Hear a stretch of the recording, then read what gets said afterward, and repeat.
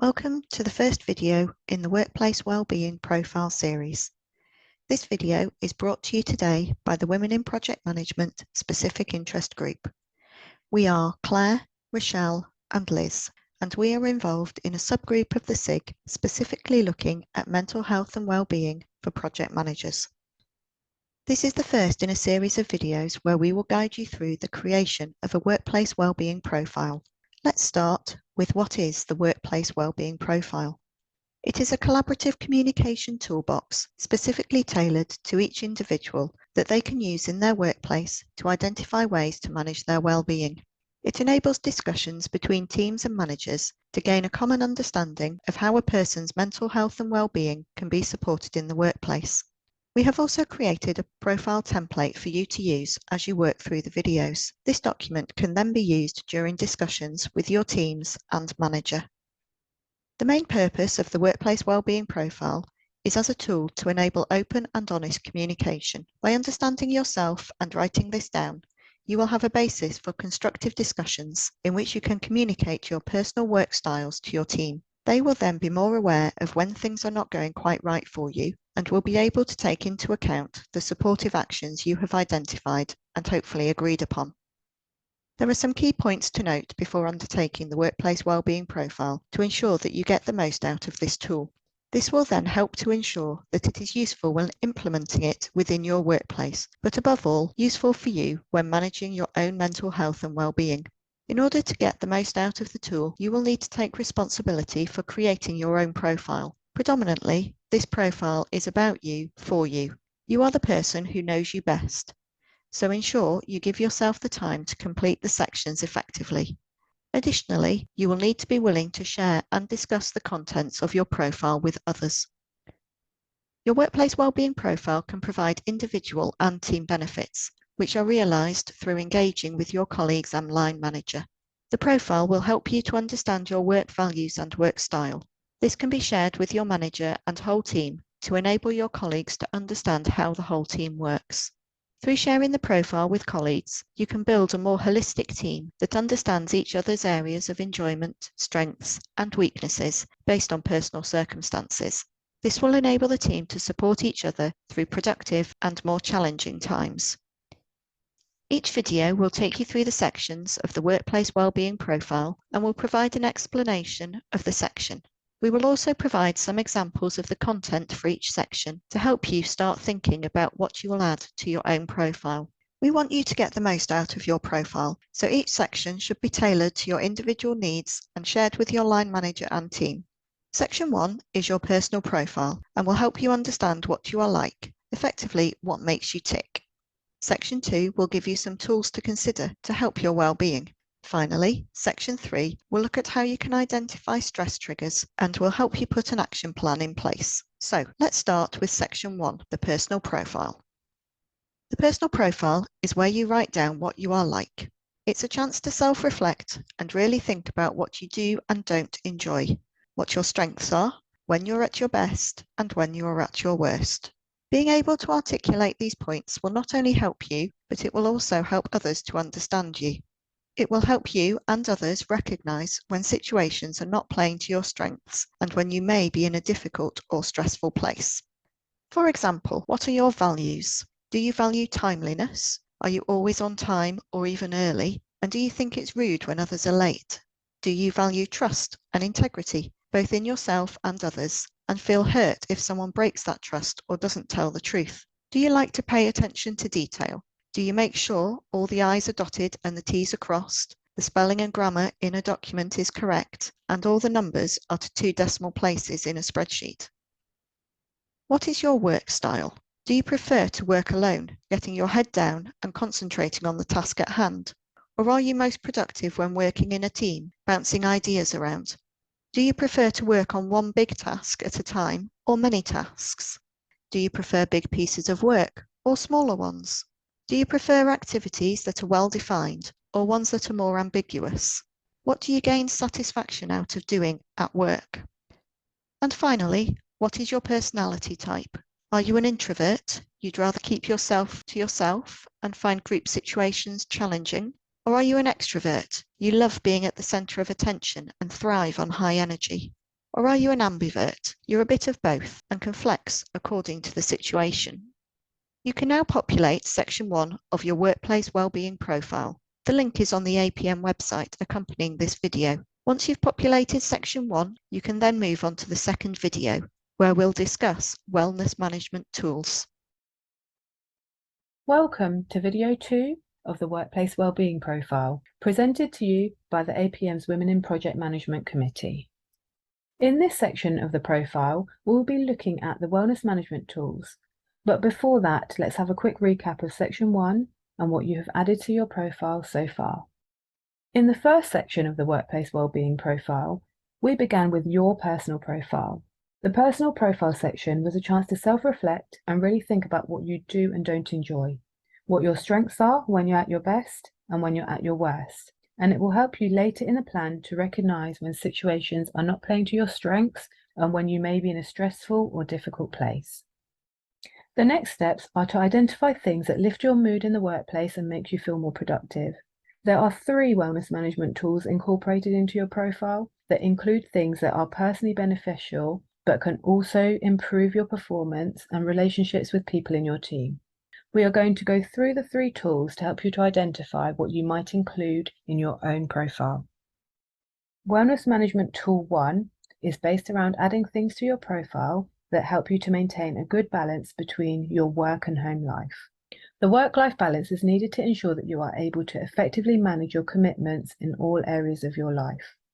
This may mean that you would prefer to start work earlier 1 day a week so that you can finish earlier in order to do the school run or to catch up on some errands.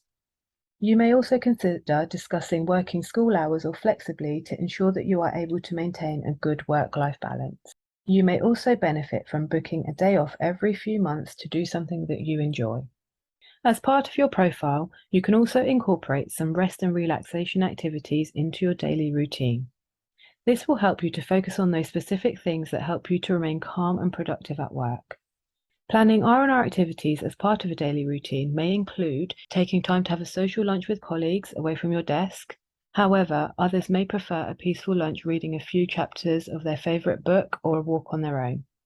Whether it is ensuring that you get some fresh air every few hours or sitting in your car to regroup your thoughts, regular breaks and physical activity can greatly improve your mental health and productivity throughout the day and should be included into your profile.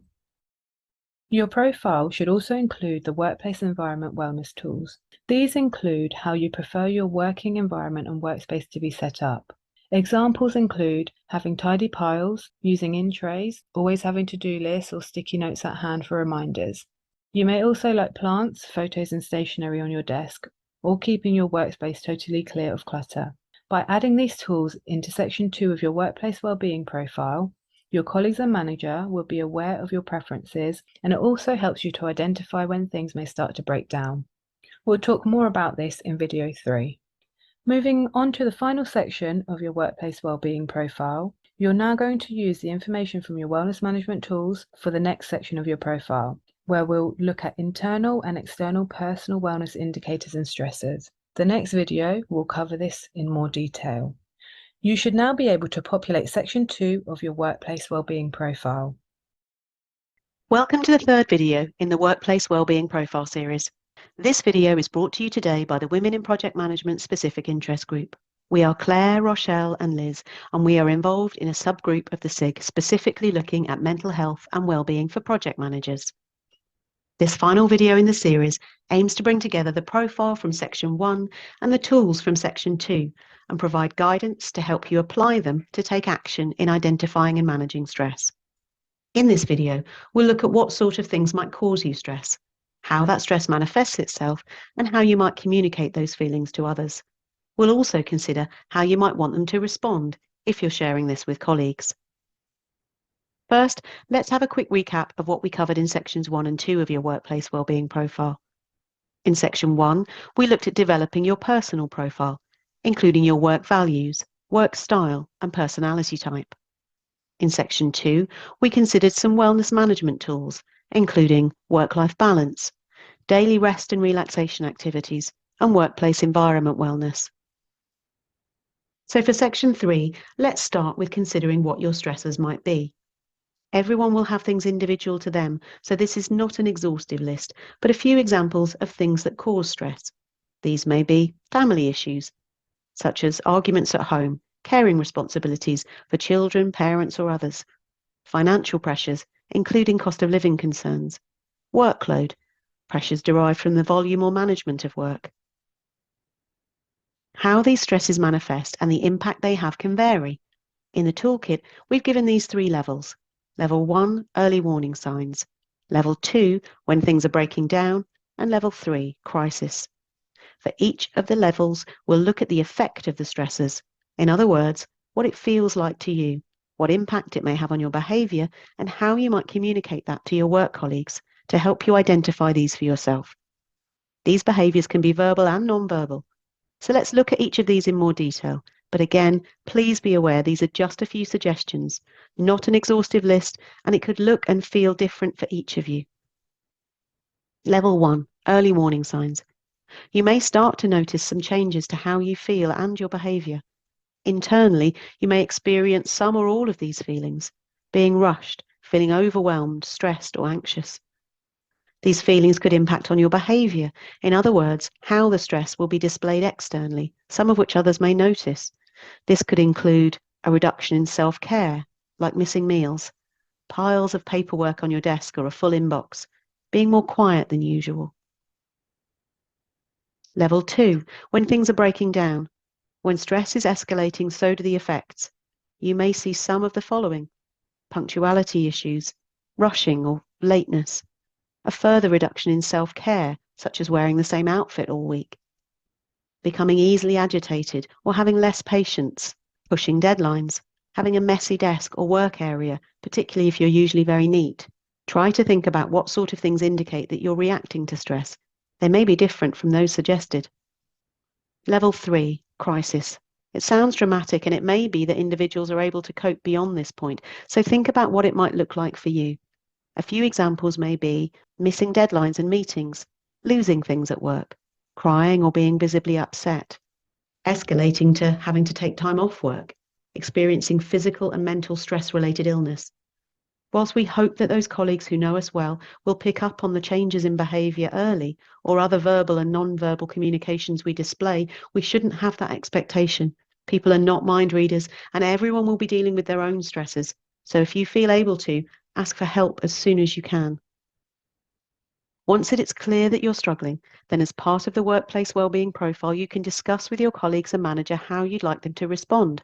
Some response requests could be, offer me a cup of tea, invite me to talk through the issues I'm facing, leave me alone, give me space and I'll speak to someone I'm comfortable with, or allow me to work from home. But remember that the action plan is a two-way communication tool. You cannot demand that the response requested must be upheld. This toolkit is intended to help colleagues to understand how they can best support each other.